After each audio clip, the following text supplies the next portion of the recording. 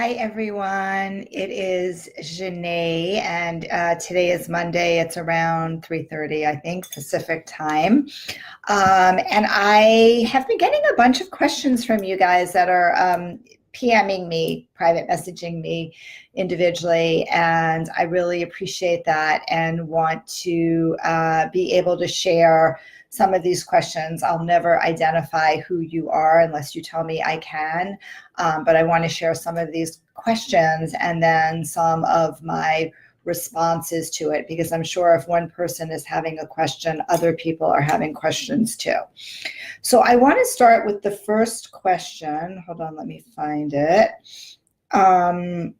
Which is so this is a very multi-layered question, but this member was asking a question about the fact that sex with her partner has been very painful for ever since she's had her children. I think she has 2 children at this point, and also said that her vaginal opening is rather tight. So I want to address this in a lot of different ways. There's a lot of different pieces around this. To start with, she also mentioned that her husband has a rather wide penis, right? So a wide penis and a small opening, maybe not the best, maybe not the best scenario, right? It can be very, very challenging. So I want to address this in a couple of ways. There are some, mechanics and physics that are involved. And in this particular case, this woman had a vaginal birth, followed by a C-section. In the vaginal birth, there was a lot of tearing and there was an episiotomy, right?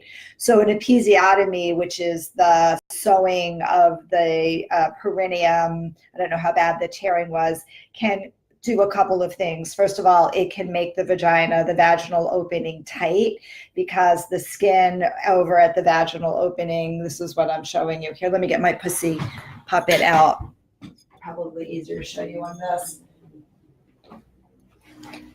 So here's the pussy puppet, or the vulva puppet. So when there's an episiotomy, this is typically where the cuts are made and the stitches are made right at the opening to the introitus. This is the introitus, the very opening of the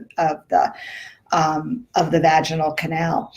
And so a couple of things happen. Scar tissue from an episiotomy can form. It does form, actually. Whenever you have any type of surgical incision, there is scar tissue that forms, and scar tissue creates adhesions, and it can make the site tender and not that pliable. So if you have a scar, often there's ridges, there's bumps, and then after a while, the whole area can have a different consistency to it.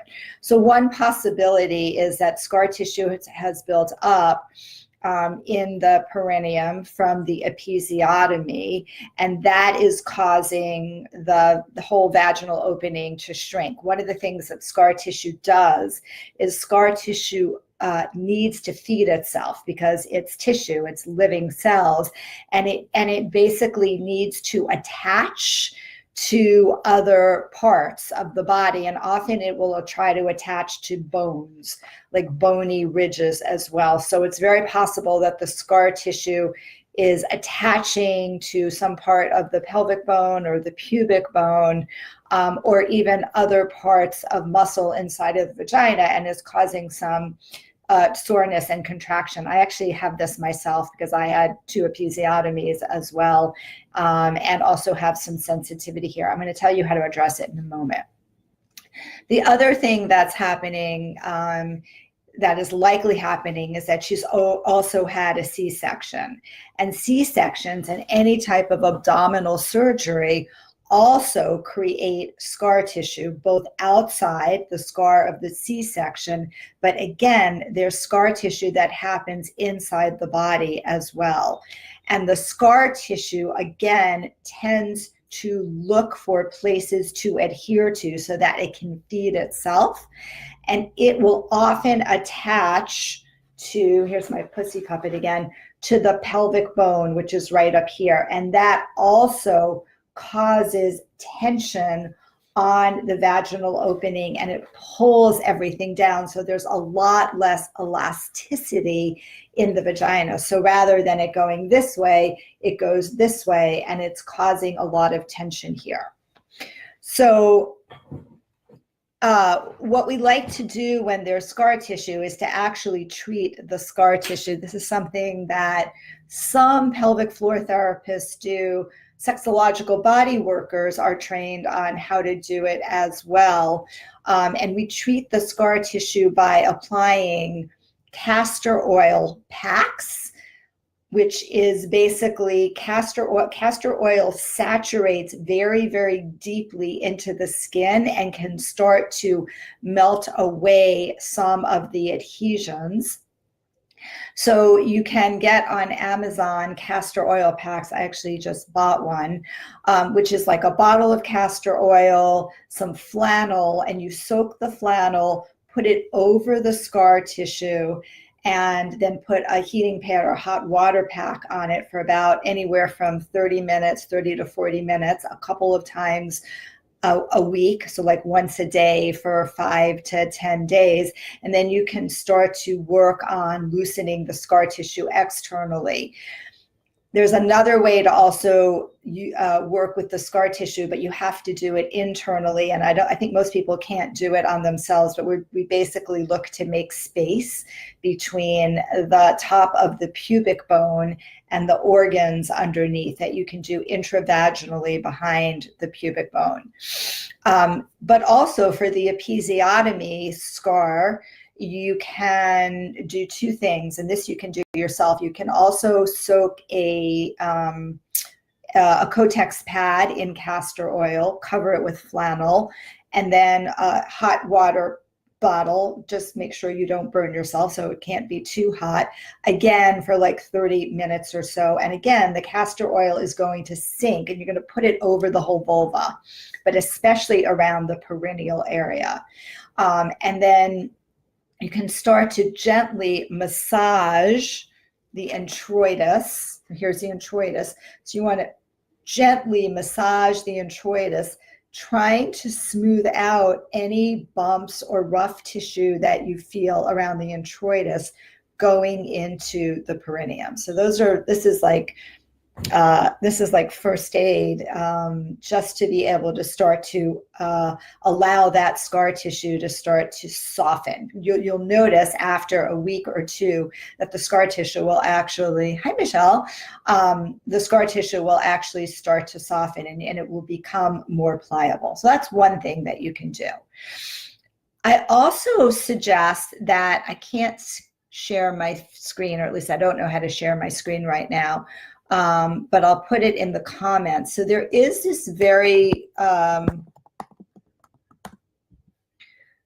there is a new product that's out on the market. It's called ONUT, and I just put it down. onut.co is the website, and it is essentially rings, very pliable rings, and it comes in sets of 3 that a man can use on his penis, which allows him to have the sense of being in a sleeve, and then they can just penetrate a very, very small amount.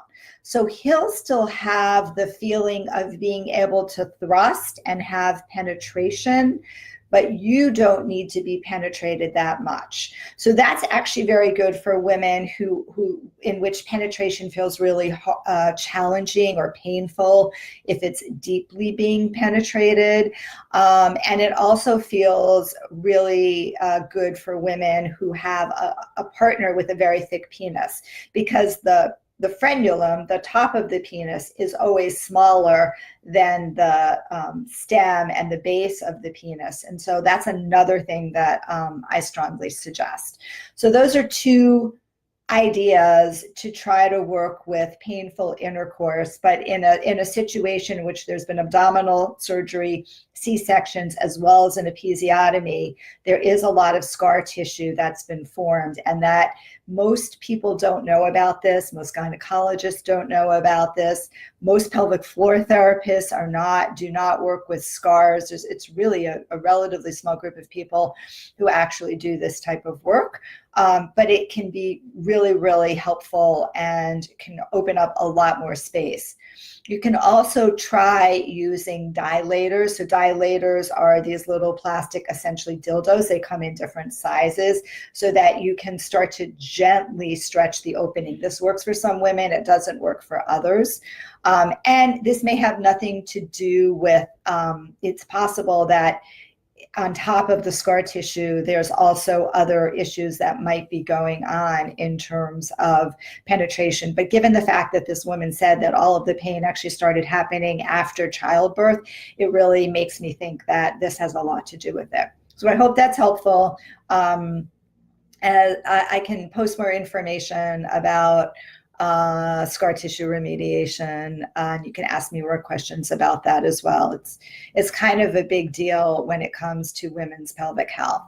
Okay, the second question is around, hold on a second.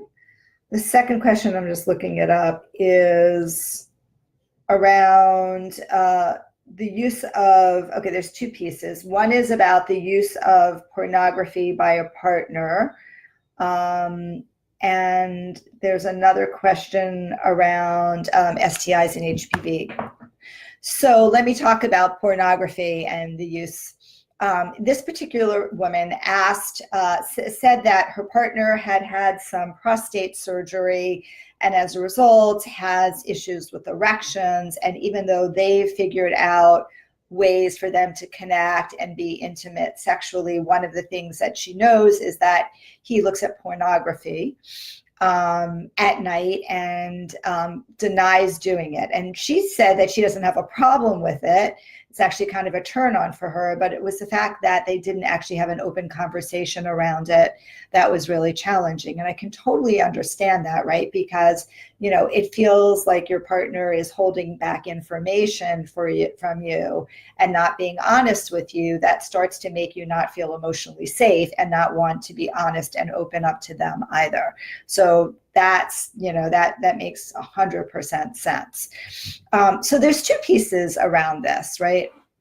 First of all, there's us taking a look at our own relationship with pornography and how we feel about it when our partner uses porn. You know, for some women, they actually feel jealous. They feel like they're somehow being inadequate, that their partner is going outside of the relationship to be able to masturbate, to get off, to get their desires met visually. So that's one piece, right? What's our own relationship with it and how do we feel about it? And the second piece in this particular situation is like, this is a man who's having a hard time getting erections because of prostate surgery.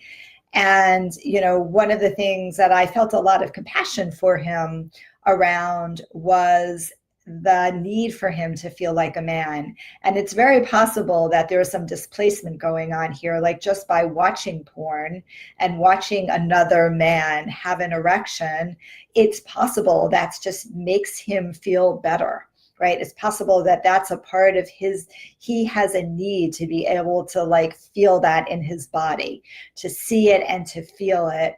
And if you're struggling with erection, sometimes watching something like pornography, I mean, it can work either way, but in this case, it might actually make him feel stronger. It might make him feel like, oh yeah, I remember what that feels like. I can feel that.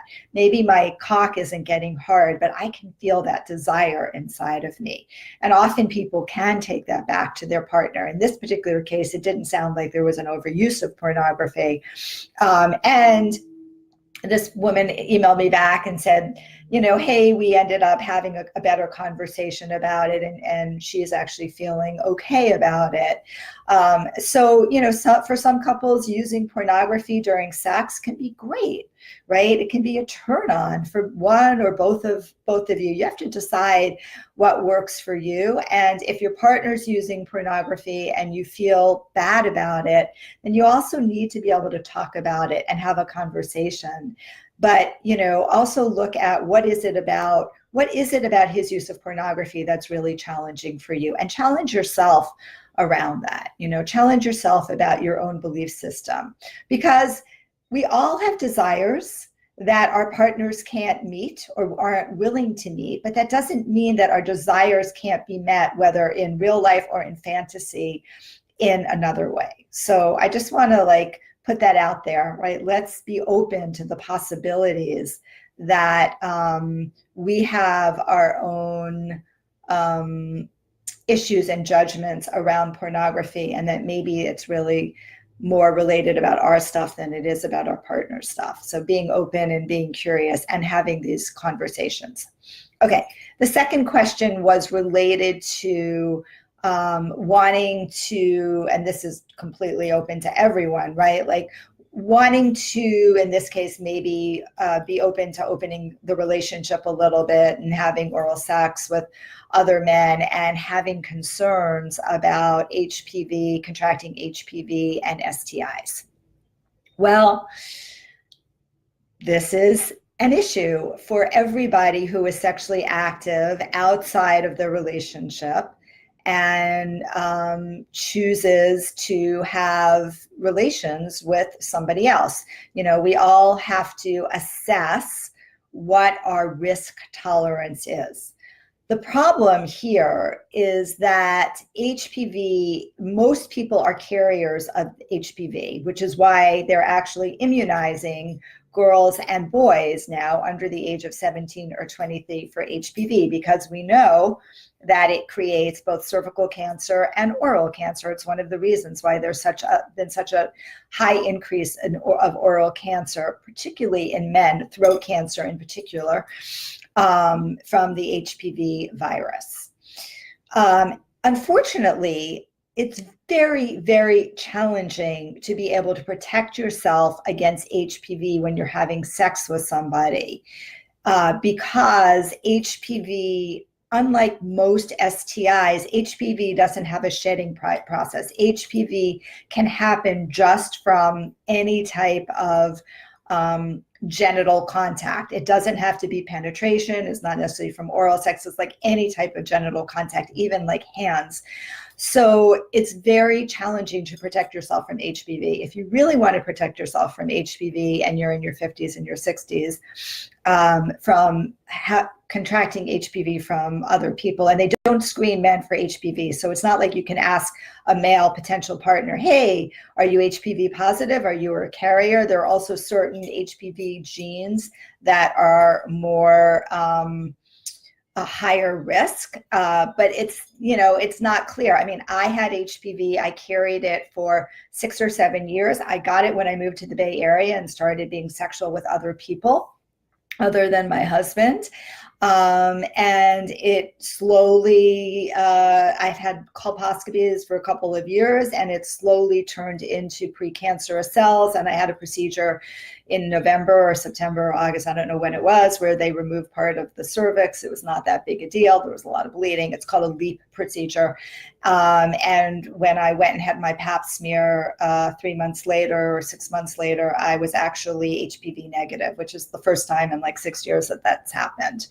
And I wasn't carrying the high-risk HPV gene. So it's a very complicated STI to deal with. So really the only way to prevent yourself from getting HPV from having oral sex with another partner is to not have any genital contact.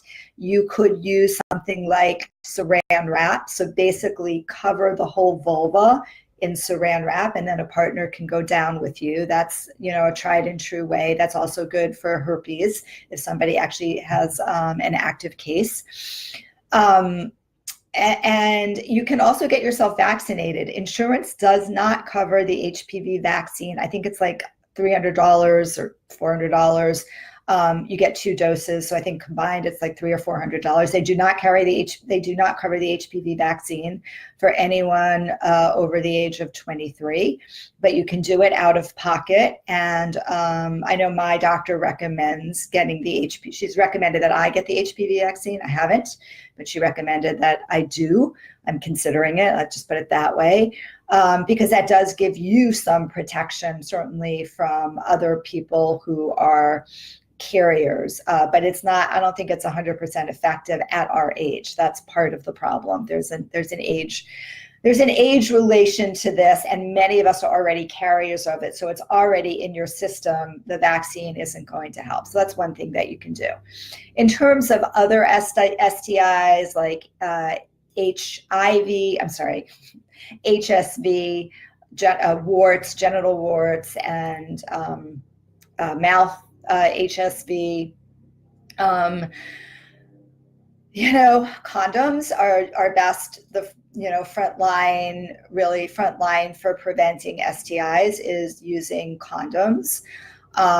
Knowing, obviously having conversations with their partner. Some people actually require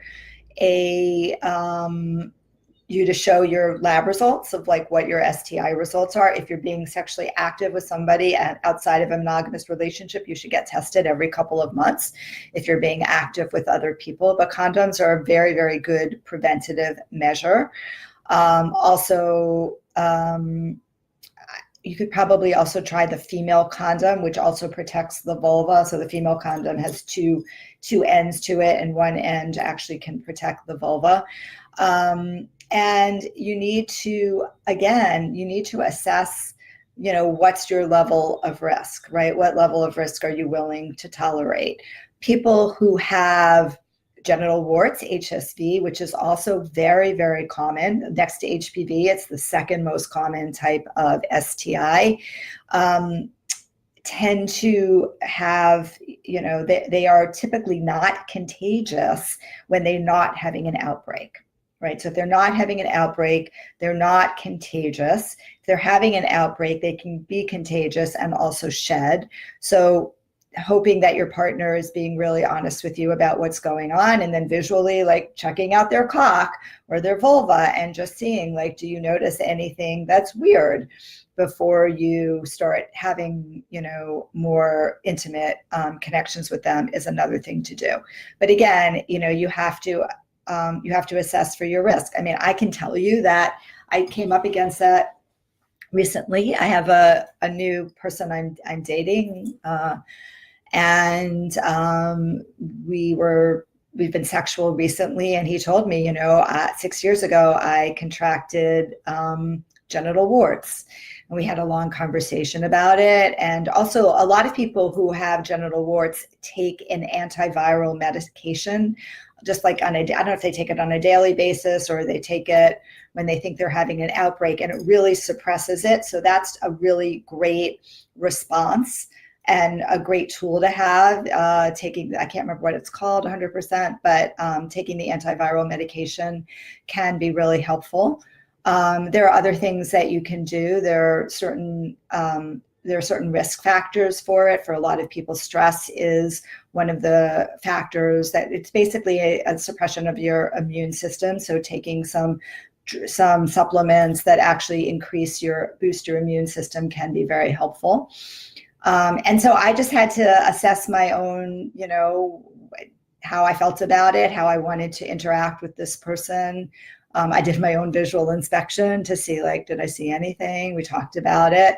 And, I made a decision to go forward and just to assume the possible risk. I don't feel he hasn't had an outbreak in 6 years or 5 years, and none of his partners have gotten it. So you have to ask good questions when you're, starting to go outside of a monogamous relationship or you're meeting a new partner. You have to ask good questions, and then you have to assess what your risk tolerance is. If you are absolutely scared to death about ever getting an STI, then you need to take other precautions, and you might just say, hey, I'm not gonna engage sexually, or I'm not gonna do that, or If you're somebody who has had genital warts, what a lot of people do is they will have oral sex with them. A condom is completely 100% protective against genital warts, right? Because the warts typically show up on the penis. So you use a condom. You can use a condom for oral sex. I mean, you have to think about how you want to interact with that person and how important safety is for you and how you want to deal with it. So those are my Q's and A's. Hi, Jocelyn. Those are my thanks for the Q and A's. Those are the answers. Sorry, it was a little lengthy. Continue to ask me questions, and I will continue to try to answer them. And at some point, if you want to jump on live and have a question, we can certainly do that as well. All right. Thanks, everybody. Have a great Monday.